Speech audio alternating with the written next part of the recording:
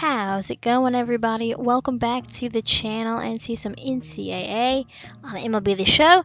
And today, as promised, we have episode 2, where we're going to take on UC Irvine as the University of Southern Mississippi Golden Eagles. So let's take a look at the Eagles. So this team, you're going to see very quickly, is kind of old, oldish.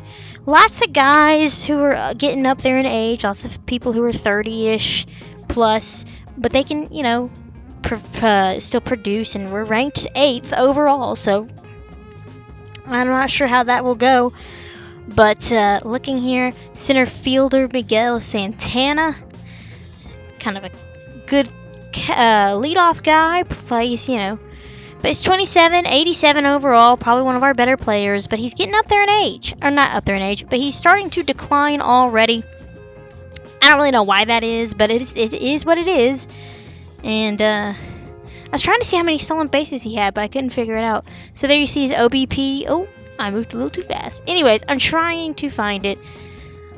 But not bad WAR-wise, Well, that 3.4 isn't that great. But, it is what it is with these generated players. They're kind of like a jack of all trades. But they all have like a generic build of like high contact, low, high speed, and low fielding. Now, Rich Sandoval, our left fielder, he's 88 overall, 27 years old. So we have some younger guys, younger pieces. He's been in the league for 6 years, But, I think this is where we kind of start to get into the older guys. So our best player, Sylvester Fowler, is 31 years old, 92 overall. He rakes, but he's, again, kind of aging. Hits a lot for contact, that 320 average, 308 average, 306. He had a really down year in 2020, but he is our shortstop. Then we have another oldie, 33-year-old Adrian Santiago over at third. Pretty decent fielding, a little bit of a noodle arm there.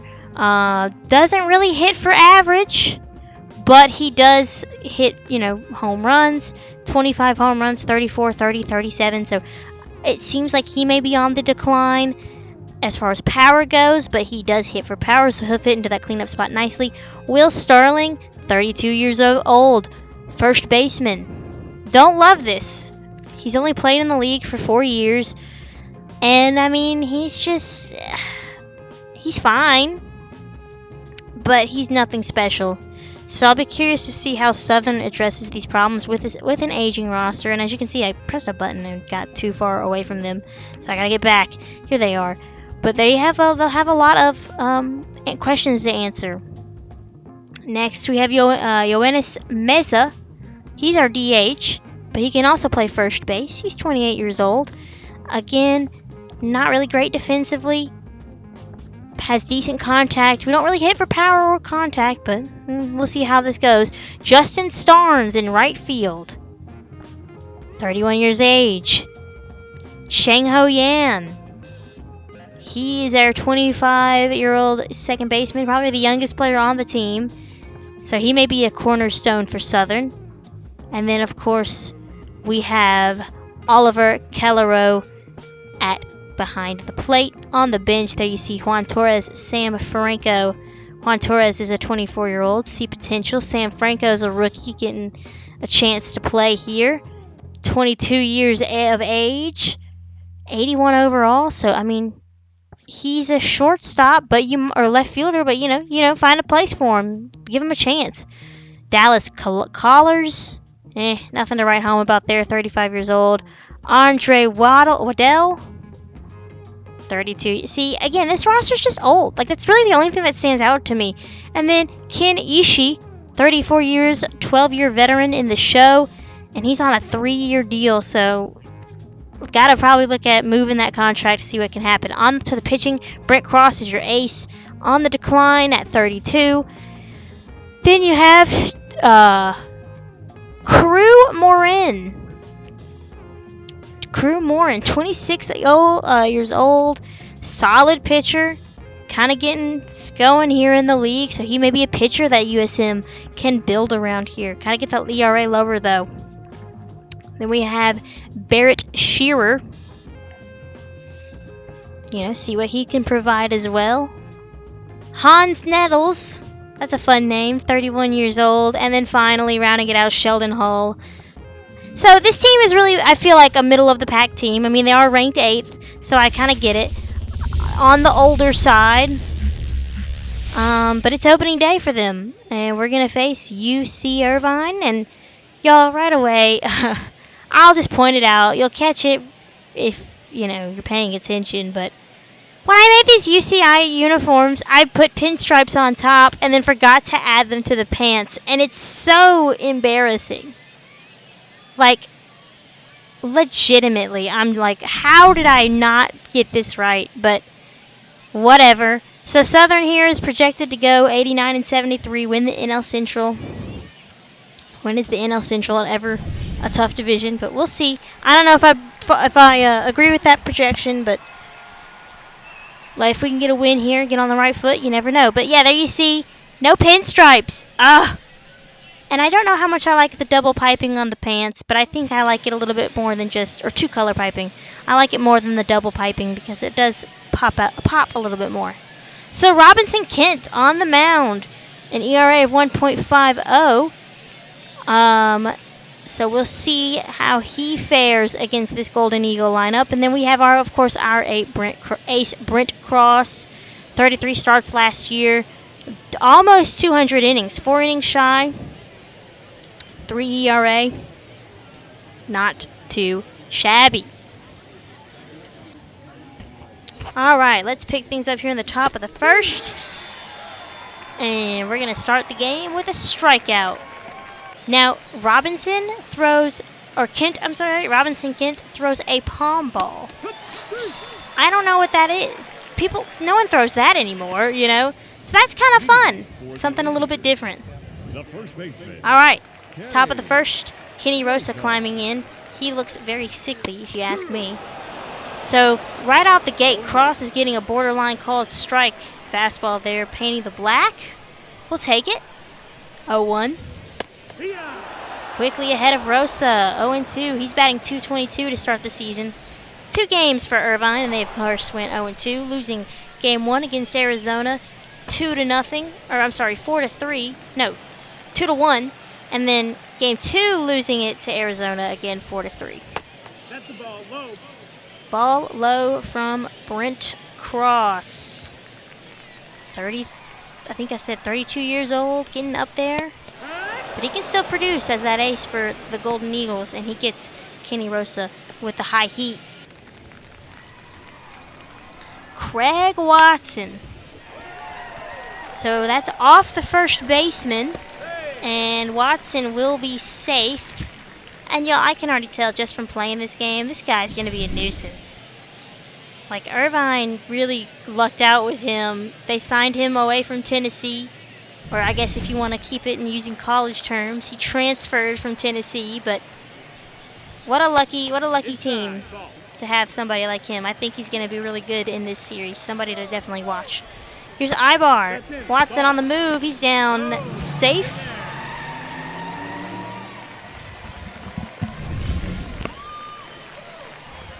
Anteater's threatening here early. There's a strike right down the middle.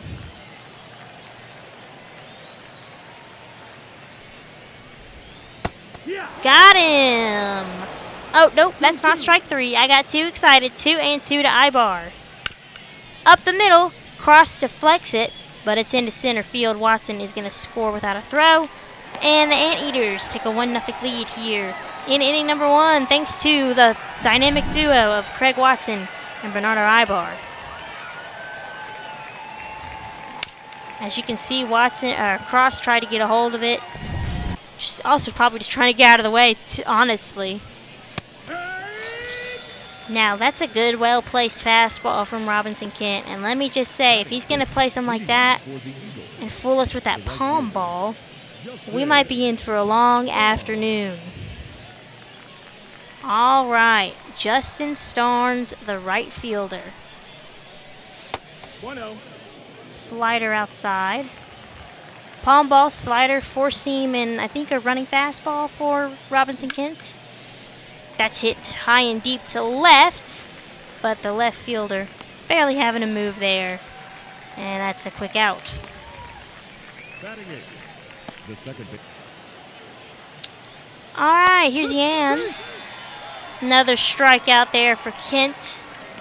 And that's his 4th of the ball game. So, Golden Eagles. I won't blame the team for this, because this is really all just me. I can't hit. I don't know why my timing's so off. I do okay-ish in my Braves franchise, so who knows. The number 9 hitter, the catcher, Calero. High heat gets him. Still trying to work out on my audio, you guys. Got that weird echo with the umpire and some of the sound effects, but we'll figure it out. 1 ball, 1 strike. Hopefully you'll bear with me. Oliver Calero has spent his entire career here at Southern. That's the ball. And he's got himself a hitter's count as that fastball doesn't get the call. That umpire's not going to usually give away those borderline calls. Cross got lucky when he got ahead of Rosa, but let me tell y'all, it ain't looking good as far as the umpire being generous. So 2-2. Robinson Kent looking good to start, and I don't know why I swung at that. That was definitely out of the zone. I don't know what that was, but whatever. 2 outs here in the 3rd. And Clemens, the second baseman, is on. That brings up Craig Watson. We'll see how this goes. Of course, had a base hit his first time. Nope, ball. That wasn't where I wanted that fastball. 1-0. Up the middle. And he hit it right back where it came from yet again. Or, I'm sorry, he still hit it up the middle, but that was Ibar who hit it up the middle to score Watson. So anyways, whatever. Here's Ibar. Runners at first and second. Clemens at second. Watson at first. And he has a 1-0 count. Hit to center. There's the center fielder, Santana. And the Eagles get out of that jam there without allowing the lead to be extended. That's probably the hardest hit ball of the evening.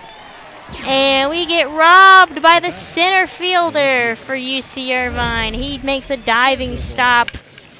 Well, that was a hard hit ball, and that was a pretty good route to take. 100% route efficiency from Moya. 46 feet of distance covered at 18 miles an hour. What a good play. So the Eagles bats, we are ranked 28th in contact, and we're showing it here. Can't hit the ball. Up the middle, Moya's there. So he has been doing nothing but robbing us of hits in that half inning. Moving right along, bottom 4. Popped up behind the plate. And I don't know why it even gives me the option. If it's not going to let me catch it, just don't bother with it. There's a beautiful strikeout of Eric Moya. We got back at him, some retaliation. You know who Cross's creative player reminds me of? I think he's got like some blonde hair, it looks like. But like Tim Hudson. Maybe I'll make him bald. Make me think about Tim Hudson. I don't know if y'all remember Tim Hudson from back in the day. Back in the day being 10, 20 years ago. So he picks up another strikeout. So he's looking pretty good here. Starting to settle in. I spoke too soon. They just demolish balls up the middle. Seems like that's all they do. The batter, the catcher. I mean, there's another one. Cross better just like hope nothing hits him. 111-mile exit velocity. Here's Jimenez, the catcher, to left field. Sandoval running over, and he will make the catch as he settles under it in the nice sun, and that'll end the 4th. To the 6th. We don't have a hit yet. Robinson Kent is no-hitting us. However, there's a hitter's count for Chang Ho Yan. I really hope I'm saying that name right. to right center. That'll drop in, and Yan has the first Golden Eagles hit of the 2024 season. The batter. All right, so we've got a hit. Now we just got to score. On to the 6th. And that's another base hit. That's up the middle. What's the deal with that? Here is Eric Moya. He hits one hard. He hits it deep, and it's off the wall. Sandoval plays it perfectly off the wall, and that'll hold the runner at third. However, Cross and the Golden Eagles are in a bit of trouble as they have runners at second and third with nobody out. Moya to left. That'll score 1. That'll score 2. And the Anteaters extend their lead 3-0 as Cross is getting rocked here in the 6th. Let's bring in the bullpen. Now pitching. Long. Here's Lon Jones. 68 games last year, 2.5 ERA, 126 innings pitched. That's crazy to me. There's a strike. 0-1. The third baseman, Pineda. Quickly down to 0-2. 0-2.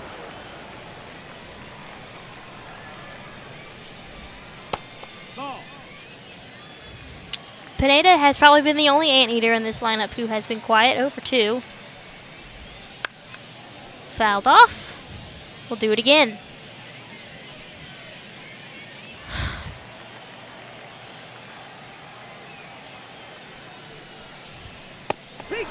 Late swing and a miss for the strikeout.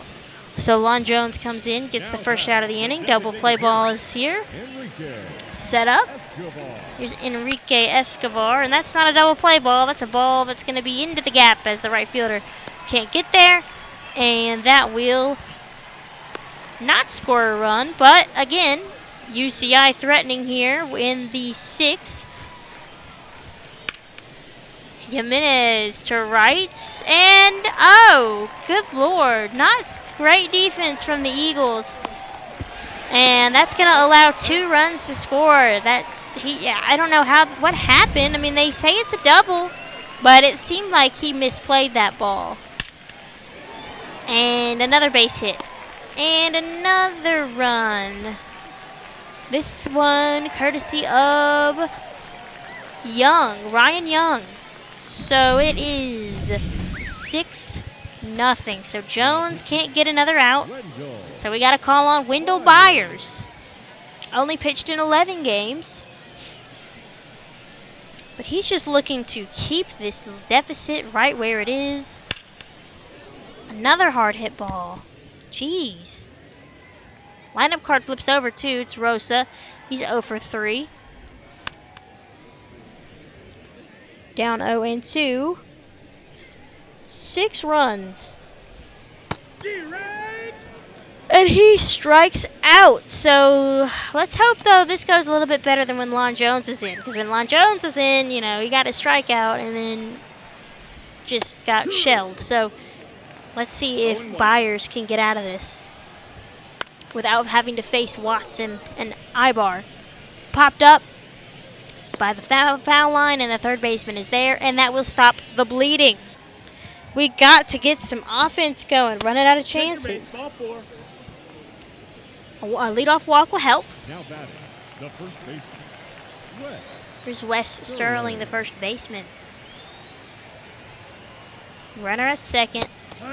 Late on the splitter from James Whitaker. 2 outs. He connects. He's not late on that pitch. That changeup is hung, and it's hit high and deep to left. And gone. So Wes Sterling puts the Golden Eagles on the board for his first home run of the year. Cuts this lead down to 4. And that puts the Eagles right back into it, I would say. You know, it's not over till it's over, and chip away. A bloop and a blast makes this game interesting. To the 8th. Schaefer is on the mound, and, well, Anteaters answer right back as Enrique Escobar hits a solo shot, his first, and it's a 5-run deficit for Southern Miss. So, all in all so far, a game to forget for the Eagles, but Irvine is a few outs away from getting their first win of the season. It's not over yet. We still have 3 outs to play with. Diving stop by the third baseman, and what a play. Wow. Jimenez must be slow. He must be like Ty France levels of slow. He had enough time to stop it, run over to it, pick it up, plant, and throw. With still time to spare, honestly. I don't think Jimenez was going to beat that out. Any other batter would. So this Jimenez guy is going to be deemed the Ty France of college baseball. So Santana swings and misses, so not great. Here's the left fielder, Rich Sandoval. But top 9. Up the middle, we have an up the middle base hit of our own, but this isn't as hard hit as the Irvine ones. However, it gives us a 1-out base runner in inning number 9. Sylvester Fowler, our best player, and he has been quiet. Hit hard to right center field, and he's going to make the catch and double up the runner to end the ball game. Y'all, I thought that was down. I just talked about in my Braves video how I like to do aggressive base running, and it gets me caught in like situations like that. So a sloppy way to end the game if you're Southern Miss. But UC Irvine get their first win of the season, and they take this one by with a final score of 7-2. Richard Kent gets his first win. Cross gets the loss, and a pretty forgettable day for Southern. Sterling was really the only highlight. I guess Sandoval had a hit. That's great. But Kent was spectacular. So, we got to decide who we're going to play next on the channel as we get through week 1 of the season. And I'm looking at, I want to play I kind of want to stay out of the West because we've played a lot of Irvine. But I want to play a good matchup that's like meaningful. So just looking around and seeing if I can find maybe any conference rivals or even just division rival games that seem interesting. We could play Duke, OSU,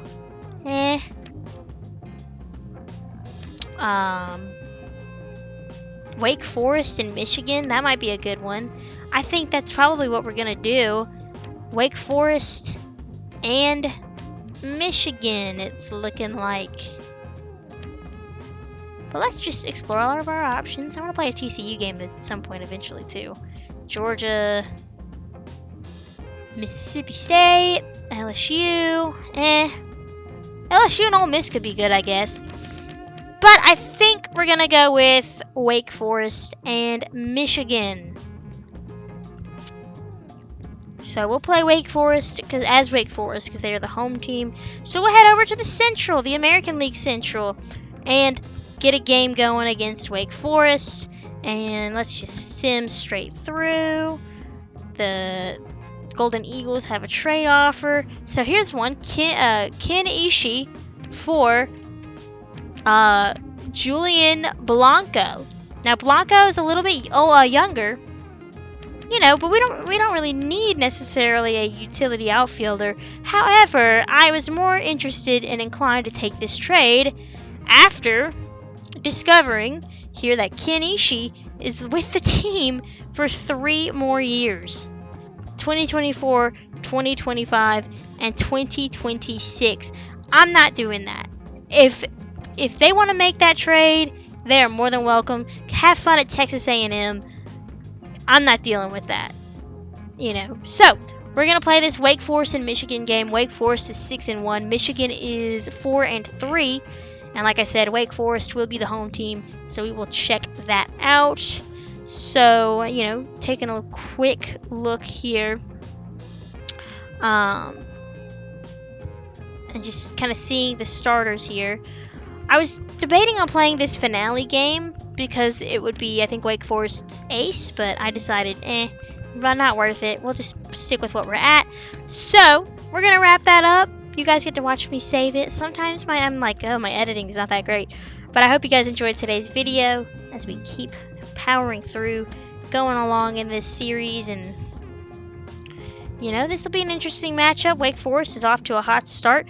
Of course, the pitcher that got them the loss against whoever they just finished playing, I didn't get to see, but the pitcher that got them the loss will be going against them, against Michigan, trying to get continue their winning streak, move it up to 3 games. So anyways, that'll do it for me, you guys. If you liked what you saw, make sure to like, comment, and subscribe so I post videos as often as I can.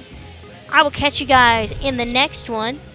Braves video coming up, and if you guys enjoy it, let me know. Take care, and have a great rest of y'all's day.